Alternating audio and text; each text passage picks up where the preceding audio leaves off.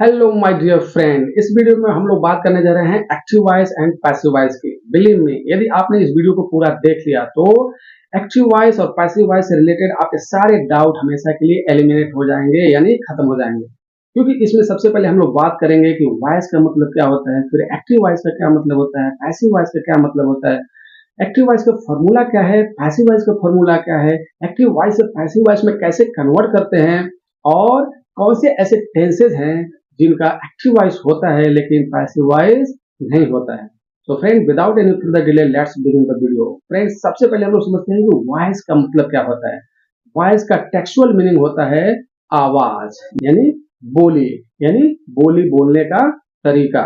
तो friend, active का मतलब होता है सक्रिय। यदि दोनों को मिला देते हैं एक्टिव वॉइस, इसका मतलब क्या हो गया, सक्रिय आवाज, सक्रिय बोली, यानी एक्टिवली बोली जाने वाली भाषा, यानी जिसको हम लोग डायरेक्ट कहें उसी को हम एक्टिव वॉइस कहेंगे। तो आपको समझ में आया, यदि हम किसी बात को डायरेक्टली कह रहे हैं तो उसे हम एक्टिव वॉइस कहते हैं। तो फ्रेंड, चलिए अब जान लेते हैं कि पैसिव वॉइस का मतलब क्या होता है। पैसिव का मतलब होता है निष्क्रिय। तो पैसिव वॉइस का क्या मतलब हो गया, निष्क्रिय आवाज, निष्क्रिय बोली, यानी इनडायरेक्ट बोली। यानी जब किसी बात को हम इनडायरेक्टली कहते हैं तो उसी को हम कहते हैं पैसिव वॉइस। आपको समझ में आया, यदि हम डायरेक्ट किसी बात को कहते हैं तो वह एक्टिव वॉइस है, और यदि किसी बात को हम इनडायरेक्टली कहते हैं तो वह पैसिव वॉइस होता है। चलिए एक एग्जांपल के माध्यम से समझते हैं। जैसे सपोज करिए मैं कहता हूं कि मैं एक पत्र लिखता हूं, और उसी को अगर मैं दूसरे तरीके से कहता हूं कि एक पत्र मेरे द्वारा लिखा जाता है। आप देखें, बात एक ही है लेकिन उसको कहने का तरीका अलग है। हमने डायरेक्टली कह दिया कि मैं एक पत्र लिखता हूं, और उसी को इनडायरेक्टली कह रहे हैं कि एक पत्र मेरे द्वारा लिखा जाता है। चलिए अब इसी सेंटेंस को हम इंग्लिश सेंटेंस में देखते हैं। जैसे कि अगर कहते हैं कि I write a letter, I write a letter. अब इसको पैसिव वॉइस में कन्वर्ट करेंगे तो क्या हो जाएगा, a letter is written by me. तो चलिए अब फॉर्मूला का बात कर लेते हैं। सबसे पहले फॉर्मूला देख लीजिए, उसके बाद आपको कंप्लीटली समझ में आ जाएगा कि एक्टिव वॉइस से पैसिव वॉइस में किस तरह से कन्वर्ट करते हैं। देखिए, जो फॉर्मूला होता है सेंटेंस कंस्ट्रक्शन का, SVO यानी subject plus verb plus object, यह एक्टिव वॉइस का फॉर्मूला है। लेकिन जब यह पैसिव वॉइस में कन्वर्ट होता है तो subject plus auxiliary verb plus verb का थर्ड फॉर्म प्लस एक प्रीपोजिशन बाय यूज होता है, और उसके बाद हम लिखते हैं प्लस ऑब्जेक्ट। तो हमारा फॉर्मूला क्या बन गया, subject plus auxiliary verb plus verb का third form plus by plus object. अब देखिए, एक्टिव वॉइस में और पैसिव वॉइस में क्या डिफरेंस है, बताता हूं। एक्टिव वॉइस में जो सब्जेक्ट होता है वो पैसिव वॉइस में ऑब्जेक्ट बन जाता है, और एक्टिव वॉइस में जो ऑब्जेक्ट होता है उसी को पैसिव वॉइस में सब्जेक्ट बनाया जाता है। मेन आपको ध्यान यही रखना है कि जो एक्टिव वॉइस का सब्जेक्ट है वो पैसिव वॉइस में ऑब्जेक्ट बन जाएगा, और जो एक्टिव वॉइस का ऑब्जेक्ट है वही पैसिव वॉइस में सब्जेक्ट बन जाएगा। अब देखिए फॉर्मूला के अनुसार, जब आप पैसिव वॉइस का सेंटेंस बनाएंगे तो उसमें ऑक्सिलरी वर्ब ऐड करना जरूरी है। वो ऑक्सिलरी वर्ब कैसा होएगा, यदि प्रेजेंट का है तो इज एम आर हो जाएगा, अगर पास्ट का है तो वाज वर हो जाएगा, अगर फ्यूचर का सेंटेंस है तो उसमें विल शैल लग जाएगा, और यदि कोई परफेक्ट टेंस है तो उसमें हैज हैव का प्रयोग होता है। तो सिंपली आपको एज पर टेंस और एज पर सब्जेक्ट आपको ऑक्सिलरी वर्ब यूज करना है। और यह बात आपको हमेशा ध्यान रखना है कि पैसिव वॉइस में हमेशा वर्ब का थर्ड फॉर्म ही यूज होता है, चाहे टेंस कोई भी हो, प्रेजेंट हो, पास्ट हो, फ्यूचर हो, लेकिन वर्ब आपका हमेशा थर्ड फॉर्म होगा, यानी हमेशा थर्ड फॉर्म ही आपको यूज करना है वर्ब का। अब देखिए, वर्ब का थर्ड फॉर्म यूज करने के बाद जैसा कि फॉर्मूला कहता है कि आपको एक प्रीपोजिशन बाय यूज करना है जस्ट बिफोर ऑफ ऑब्जेक्ट। यानी जो एक्टिव वॉइस में जो सब्जेक्ट था, जब वो पैसिव वॉइस में ऑब्जेक्ट बनता है तो उससे जस्ट पहले आप बाय शब्द का प्रयोग करेंगे। तो चलिए, आपने एग्जांपल देखा, आई राइट अ लेटर।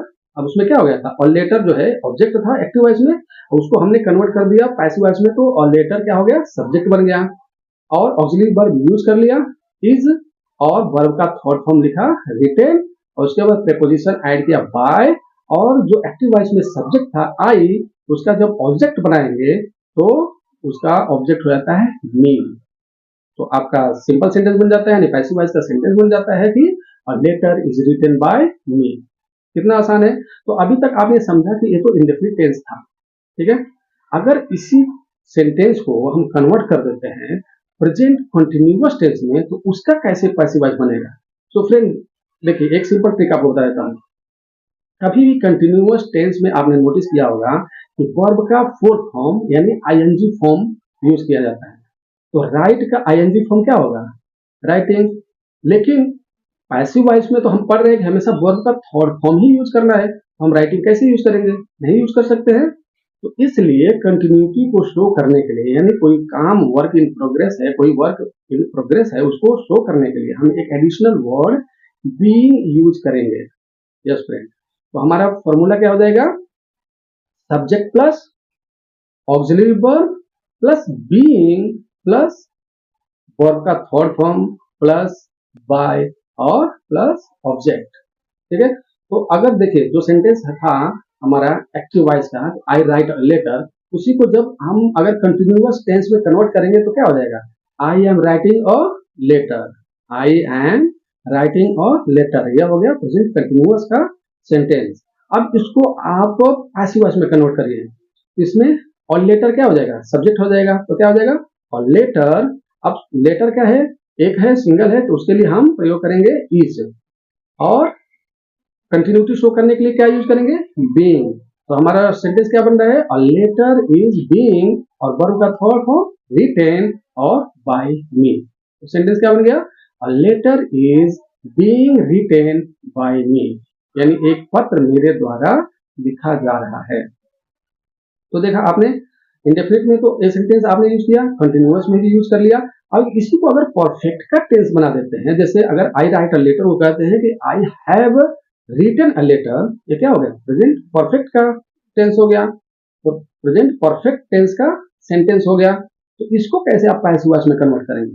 तो फ्रेंड सबसे इजी तरीका यही है कि जब परफेक्ट टेंस के सेंटेंसेस को आप पैसिव वॉइस में कन्वर्ट करते हैं तो उसमें हैव हैज के साथ में बीइंग शब्द का प्रयोग करना है। यानी अगर जैसे सेंटेंस है हमारा कि I have written a letter, तो इसको पैसिव वॉइस में कन्वर्ट करेंगे तो क्या हो जाएगा? और लेटर सब्जेक्ट हो गया और letter has been written by me, और letter has been written by me. ये हो गया परफेक्ट टेंस का उदाहरण। अब आगे बढ़ने से पहले हम लोग जान लेते हैं कि कौन से ऐसे टेंसेज हैं जिनका पैसिव वॉइस नहीं बनता है। तो फ्रेंड आपको ध्यान रखना होगा कि परफेक्ट कंटिन्यूअस टेंस, चाहे वह प्रेजेंट का परफेक्ट कंटिन्यूअस हो या पास्ट का परफेक्ट कंटिन्यूअस हो या फ्यूचर का परफेक्ट कंटिन्यूअस है, इन तीनों का पैसिव वॉइस नहीं बनता है। मतलब बनाने के लिए बना सकते हैं, लेकिन मॉडर्न इंग्लिश में इसका कोई यूज नहीं है, इसलिए हमें कहना यह उचित होगा कि इसका पैसिव वॉइस सेंटेंस नहीं बनता है। और एक टेंस है यानी फ्यूचर कंटिन्यूअस टेंस, उसका भी पैसिव वॉइस सेंटेंस नहीं बनता है।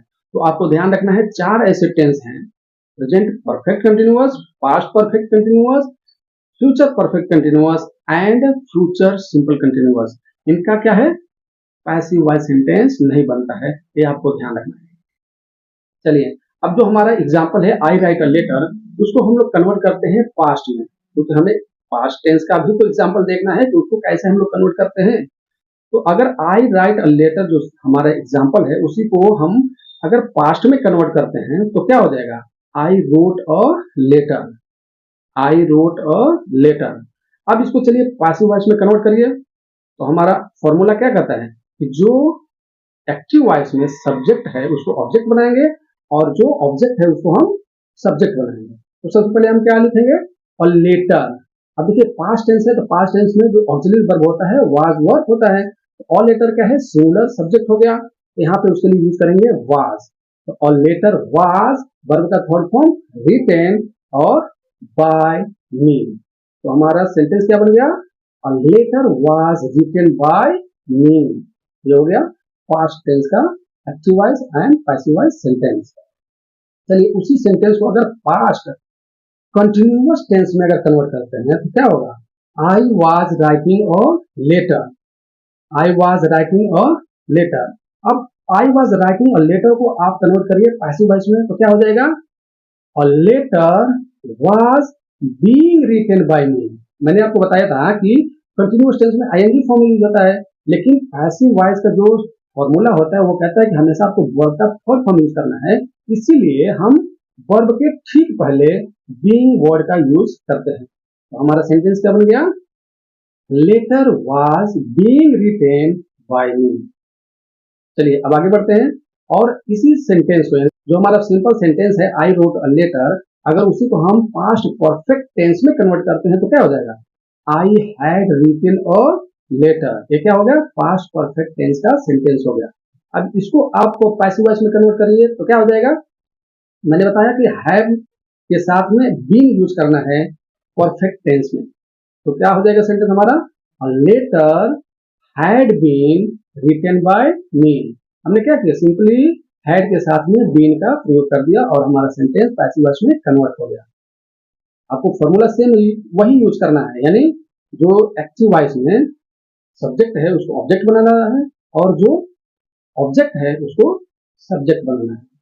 तो आपने देखा प्रेजेंट और पास्ट हमने कवर कर लिया। अब चलते हैं फ्यूचर की तरफ, यानी इसी सेंटेंस को अगर फ्यूचर टेंस का सेंटेंस बनाते हैं तो क्या हो जाएगा? I will write a letter. I will write a letter. अब इसको पैसिव वॉइस में कन्वर्ट करिए।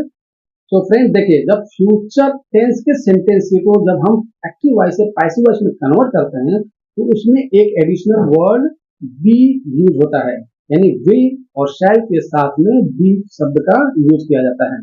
तो फ्रेंड फ्यूचर टेंस का जो हमारा सेंटेंस है I will write a letter, या उसको कह सकते हैं आई शैल राइट अ लेटर, जब उसको आप पैसिव वॉइस में कन्वर्ट करेंगे तो क्या हो जाएगा उसका sentence?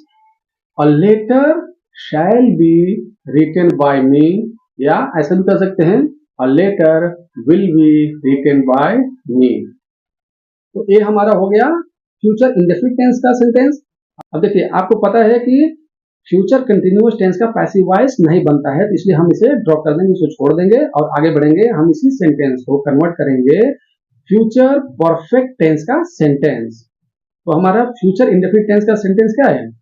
I will write a letter. जब इसको आप फ्यूचर परफेक्ट टेंस में कन्वर्ट करेंगे तो यह सेंटेंस हो जाएगा I will have written a letter.